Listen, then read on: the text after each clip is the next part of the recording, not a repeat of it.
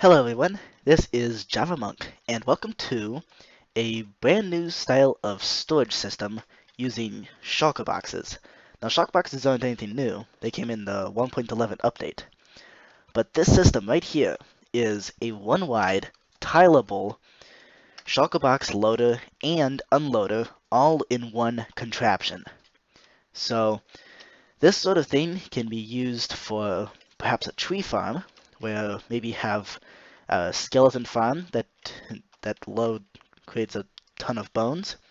You craft them into bone meal and then load them into shulker boxes using the loading feature of this, and then you put it into the tree farm where the same system can then unload the bone meal from the shulker box. So the way you switch between the different modes is using a lever, and the levers don't mess with the other slices of this, as you will see later.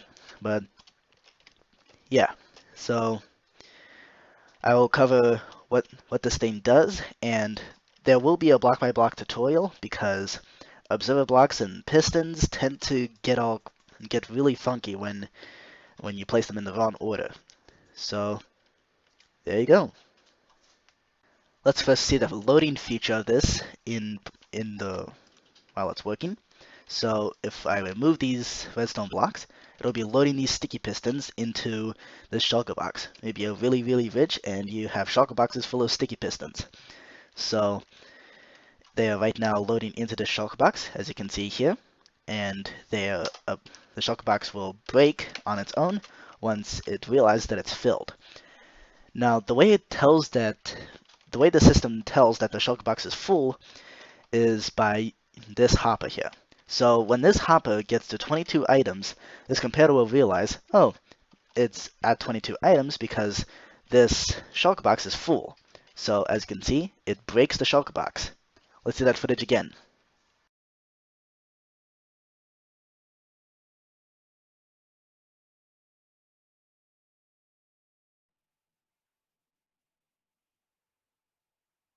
Now, this system will run constantly in whatever mode you set it, for pretty much forever, as long as items are flowing in and as long as you still have shulker boxes to load or unload. Now, the way you can shut it off is in the case right now, where right now no items are flowing through and it is in loading mode. So that's how you would kind of shut off the machine. There's no actual on-off switch, but that's how you would do it if you actually wanted to do that. So the way to switch between a shulker box loader and an unloader is by flicking this lever. So right now it's in load mode. When I flick it, it turns into unload mode. So when it does that, it then activates the system to do that. So right now there's a buildup of items in here caused by this circuit here. There has to be a buildup of items in this hopper because otherwise the comparator won't detect the fact that there's actually items. And as you can see, that cauldron does flicker back and forth when it is switching between shulker boxes. That doesn't really matter because in certain areas of chunks, and in certain directions, this comparator won't even react. Won't even react to the cauldron shaking back and forth. But even when it does, this repeater nullifies the effect. So nothing terrible happens. No shulker boxes are being wasted. So that's how the unloading system works. And the unloading system is based off of this comparator. Essentially, the logic is when items stop flowing through that hopper, the shulker box is empty, at which point it breaks the shulker box and places in a new one to be unloaded. So let's see that footage again.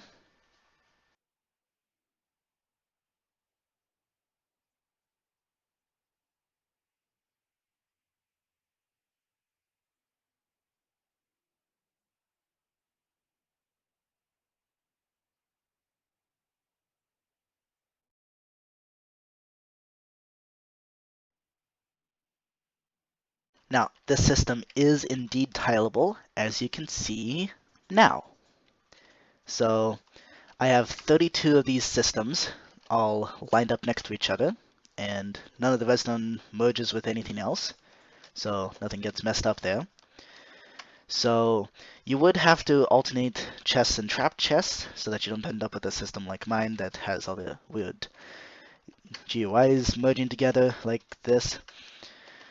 But as you can see, I can just flick random slices of this to be unloaders, and the rest of them can be unloaders. Yep. So as you can see, if I just disable some of these systems here, the unloading ones. So this system can be a loader and an unloader at the same time, but it is incredibly impractical because, well, the shulker boxes just aren't gonna break. The items will just flow straight through them. But there you go. So some of these systems are loaders and some of them are unloaders. And the ones that are loaders are currently having items flowing through them. And yeah, each individual slice will break the shulker boxes and handle each one on their own. So you don't need to worry about that. One thing you need to be aware of with this system is that it will be able to functionally load in items that stack up to 16 as well as stack up to 64, but it won't be able to properly load in items that don't stack. And that's because one of those items outputs a signal strength of 3, which would end up merging with the other slices, with the other systems here. Now, if only one of these slices was the entire storage system, then that would be fine. But in this kind of tileable system, that would not work. Now, if you had a shulker box full of non-stackable items, that's fine. It doesn't care. So you can unload items that don't stack, but you can't load items that don't stack. So something to be aware of. And there you go. So that's the loading and unloading mechanisms. So now let's learn how to build it. To construct each slice for the shulker box storage system, you need a system like this with hoppers, all leading to a central block here. This is going to be where the shulker boxes are. Where the shulker boxes are going to be loaded, unloaded, broken, and whatever. As for the redstone, you will need the following supplies. This is a block of your choice, and it doesn't have to be iron. I'm going to choose iron because it's easy to count by. So you take each of these materials, and let's begin. The list of materials will also be in the description. So from this central block here, you need a dispenser. This will place in a shulker box. So there you go. You need a dispenser, and you need a normal piston facing down, like this. So as you can imagine, there's going to be a shulker box right in between there. And we don't need these anymore. Although it is not in the materials list, I would recommend that you put in some sort of external storage for shulker boxes. So you can do that by using a double chest and a hopper flowing into this dispenser. Make sure it is like this so that you can place a block between the piston and the chest. On top of this block, you will need a repeater set to 4 ticks. And on top of this piston, you will need a block and an observer block facing down like that, and another observer block like this. Now in front of this repeater, you will need a sticky piston with a redstone block, so this should still allow you to open the chest. And now you need, on this block here, after the redstone lamp, you will need, after this redstone block, you will need a redstone lamp. Yes, this has to be a redstone lamp because they have a delay when you power them and then unpower them. So as you can see, there was a bit of a delay, and because of that, it will fire out 2 pulses from an observer. Now place a block after this observer, and you can place either a fence gate or a trapdoor. Now, it can also be something else like a piston or a dispenser or a dropper. It doesn't really matter as long as it's as long as it can be powered and depowered instantly. So not like a redstone lamp. Now I'm going to use a fence gate for that. So off of this fence gate, place an observer like this, another sticky piston, and then a redstone block. Now depending on whether you want to start off in loading or unloading mode, you can place this redstone block here, or you can place it here. I'm going to place it here. You will also need an observer facing this way off of the fence gate, and an observer facing this block powering the fence gate. So that's probably going to end up powering this piston back and forth. It shouldn't matter too much. So now you need to place either a hopper over here, or at least some sort of solid block that can be powered through it, that emits that can be powered by redstone. Something solid so that you can place a redstone repeater on it, but you also need the ability to have an observer be able to pass a wire through it and be received by another observer block on the other side here. So hoppers are great for that. You can also use a dispenser or a dropper. It is up to you. But you can't use a piston because repeaters can't be placed and kept on pistons. So on top of this observer here, you need the lever. Now it is up to you at this point whether you want up to be the load mode or down to be load mode. If you want the lever to be down when it is loading, then you need to remove the redstone block and place it against this dispenser here. If you want it the other way around, then place the redstone block here on this hopper. Okie dokie. Let's put in the loading system first. So to do that, come down a block like this from this hopper and place a comparator against it. Now make the comparator go into a block like this, and then you need two blocks like this. Place 2 redstone there, place a block on top of the comparator, and 2 redstone there. So essentially what this will do, and at the end here place a block with a repeater.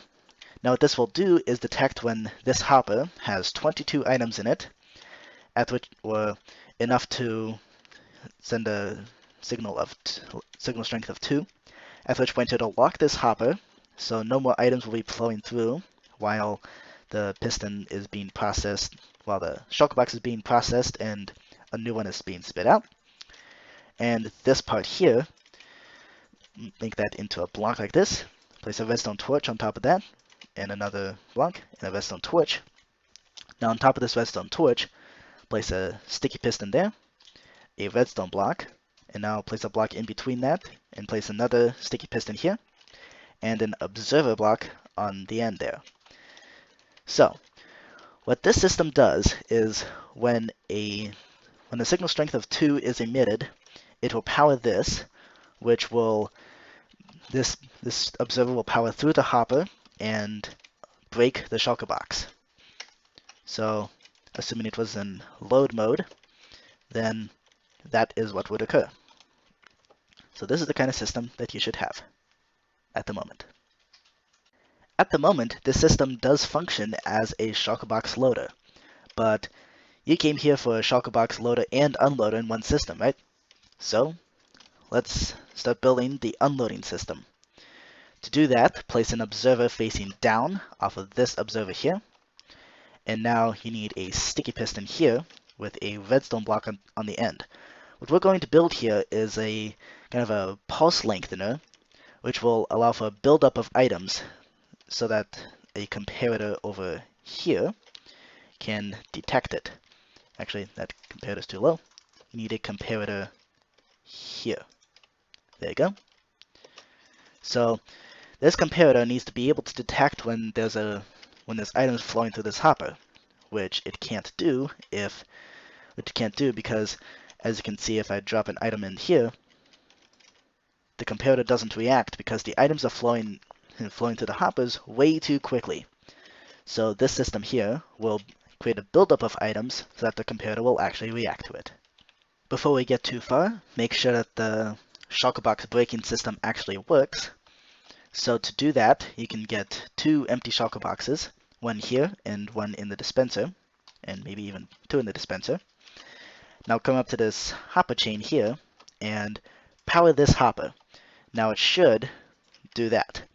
If that's what happens, like it breaks the shulker box and then a new one is dispensed and the shulker box item is let through the hoppers, like this, then you did it correctly. Now when you break the power source, that is what should occur, and you should get your 2 shulker boxes back and have a new one dispensed. So if that's the way this works, then you built the braking system correctly. So let's continue with the pulse lengthener here. So build out 2 blocks and 1 down like this. Break those 2 extra blocks. Now you need 4 repeaters here, all set to 4 ticks. On the 3rd block here, you need an observer block facing down, and then place your repeater on top of that. And then, as this, place 2 blocks just like this. This will create a buildup of, this will lock this hopper for a certain amount of time, allowing for a buildup of items here. Now, I would recommend that you break this hopper and make it face towards this comparator. So that, as well as this hopper, and make it face towards this block. That should make your life easier and guarantee that it works properly. So for now, this is what you should have. Next, place a block below this observer here and place a sticky piston right there. Place a cauldron at the end of this here, and then come out 2 blocks and go down 1 and place a comparator on that block. Now, you need a monostable circuit, so place a sticky piston facing up with the block on top of that. Place the blocks next to that sticky piston, and place a repeater here, set it to 2 ticks. Now, place an observer above that repeater, so it should be observing this repeater, and place the block right there, so it should power this piston. Now, this system currently won't work because you need to fill this cauldron. It does not matter how much you fill this cauldron, but on all the other cauldrons, it does matter how much you have. But this one can be as full as you want. It does not matter. Let's test to make sure the system works. So to do that, place a shulker box on the hopper and fill it with however many items you want. I'd recommend more than a stack. So now, if you flick this lever, then this comparator should detect the fact that there's items flowing through it. And if this comparator actually turns on and there's a buildup of items in here, then you built the pulse lengthener system correctly. At which point, you can then break the shulker box, and it should all drain out and into whatever chest you had. So if that's what happens, then you built the system correctly. So now you can do that. Next, we need to wire up this comparator here to the braking mechanism. So to do that, place a redstone torch there, and place a block here so that you can place a sticky piston right there. So it should be powered just like that, and place a cauldron at the end of it. Now in order for this to function properly and not merge with the other systems, you need to fill this cauldron to 2 levels. So you can do that by filling it once with the water bucket and then removing 1 level with 1 click of a glass bottle. Or you can fill it with 2 water bottles. Up to you. Now, go down a block like this, place a comparator, and then 3 blocks like this. 2 of them should be redstone, and then place a repeater and set that to 4 ticks. And this is to negate any sort of shaking effect that could occur with this cauldron. If this repeater was not set at 4 ticks, then this braking mechanism could be activated over and over again, and you'd have a pretty big waste of shulker boxes. So now, come up a block from this repeater, place a redstone torch, another block, place another redstone torch, and then a block on top of that, and on top of that block, put a sticky piston facing this system here, put a redstone block at the end. Now come down a block, like that, place a redstone repeater here, a sticky piston facing up with the block on top of it, and a block here with a repeater set to 4 ticks right there. At this point, you should have a functioning system. So let me just demonstrate. So if you have, so in order for this to work, you need to start off with a shulker box here. And now I can load in as many blocks of whatever I want as I want. Maybe I'm super rich and I have millions upon billions of observer blocks, at which point I can just load that straight into the shulker box. And we can just wait a little bit for the shulker box to load. So I'm going to let it load to half a stack, just like that. And now maybe I don't quite have enough observers and I want them back from the shulker box. So I remove the hopper stream here. And there we go. The system is now kind of in an off state. And so now let's unload all those observer blocks. And let's place in another shulker box in here. So the observers should be unloading at the moment. And any minute now, they should stop unloading. There we go. Ta-da! And now we got our observers back and our empty shulker box. Okay, this system works. I hope you enjoyed this tutorial, and if you did, let me know. So, thank you for watching, and I will see you in the next video. Bye!